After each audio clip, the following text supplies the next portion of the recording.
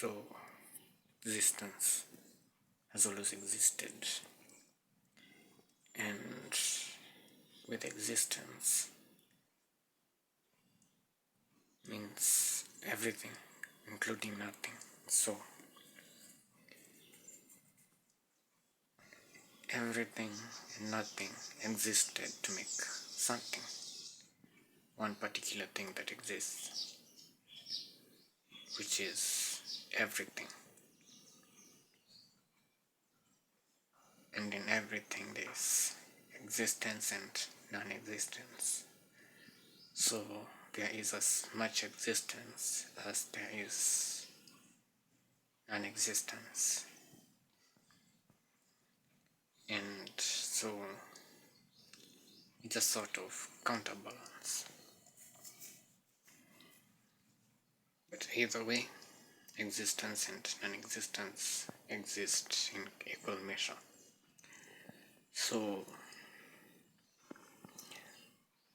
assuming like that light is existence and darkness is non-existence, and so we have light trying to mix with the darkness, and with light it's tiny particles of which is made up of more tiny particles.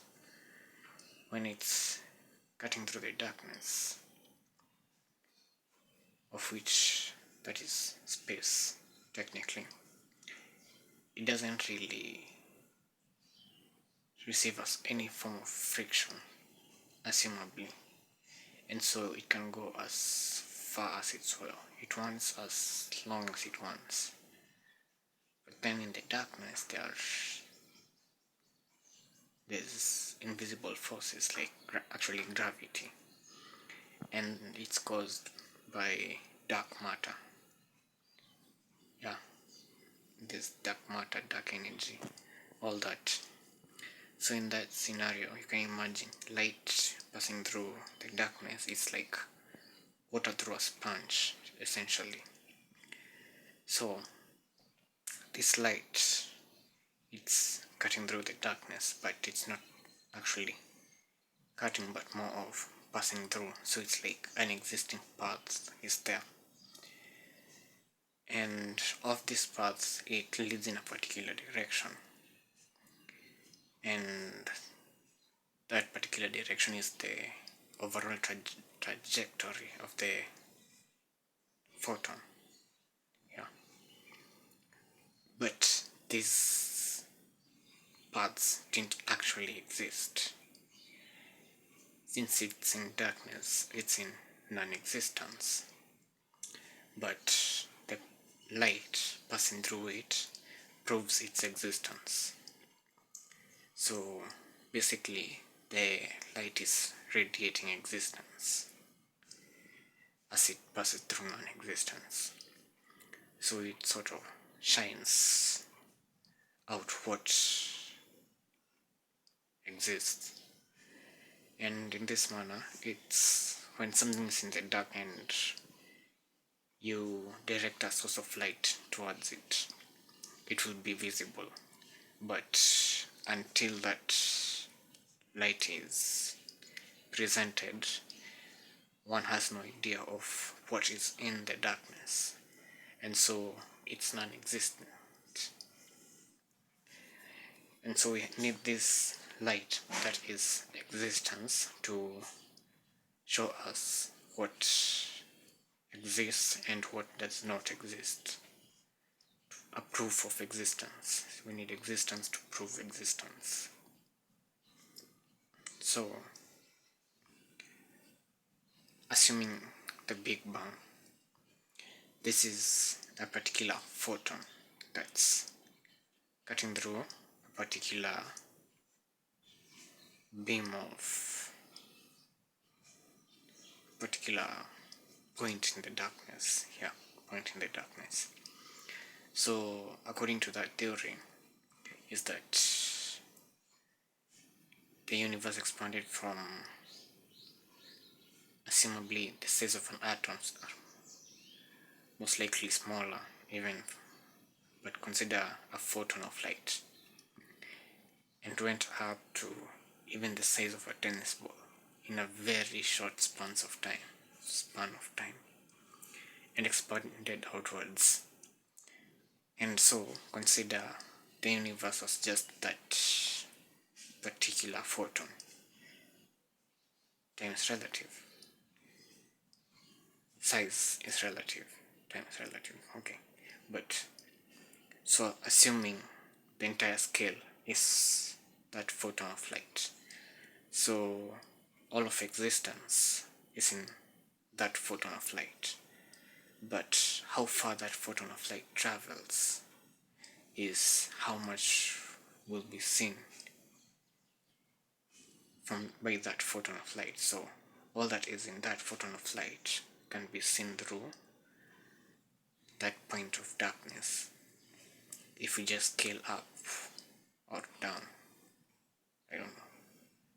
But yes. So yeah, that photon of light has all of existence, and as it's passing through the darkness, basically expanding, it shows us what is in existence, basically looking inside itself by going outwards. So by expanding, the scale becomes what's inside grow by scale. Yeah, grow by scale. And this is seen through a period of time because it takes a particular time to expand through nothingness.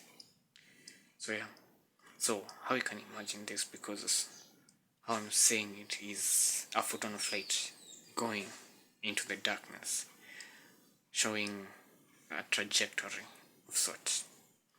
But that going through the darkness is that expanding form, the form of expansion, of which it has maintained its size, but it's the scale that's changing. Yeah. So it moving from the size of a photon to the size it is right now, it has expanded in nothingness. Basically, it has spread through, gone a particular distance into nothingness, into the darkness. So yeah, that's a sort of. But basically, the main idea for this is on evolution and creation. So, in my point, creation can also validate evolution, but evolution tends to disclaim creation. But you can have creation and evolution in the same story, but apparently you can't have creation, evolution, and in the creation in the story of evolution. Yeah, but because if everything was created, no matter the scale in time, everything will appear as it should appear, probably aged, but you can find that particular point in time only took a few seconds to occur instead of how we perceive it now. So yeah, so it could have probably taken just a few seconds and it was done.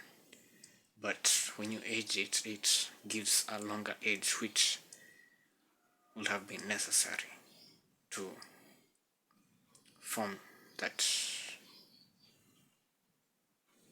kind of particular model. But in evolution, then it considers a random chance, of which it could be a random chance because it has been made to be a random chance, and that's how creation sort of validates its presence in the evolution story. But evolution still disclaims it because of the view of the expanse in time, because considering the Bible, which says existed for almost 6,000 years, and evolution claims to be particular 3 point something billion. So yeah, those billions of years could have been shrink to only a few thousand. So sort of, but either way, it does not disprove the fact that there is existence. So however which path it took, either evolution or creation by a supreme deity, it, it just proves existence exists. So out of, let's say, a billion raised to a billion chances, if there was one in all the collection that would lead to existence, then it did.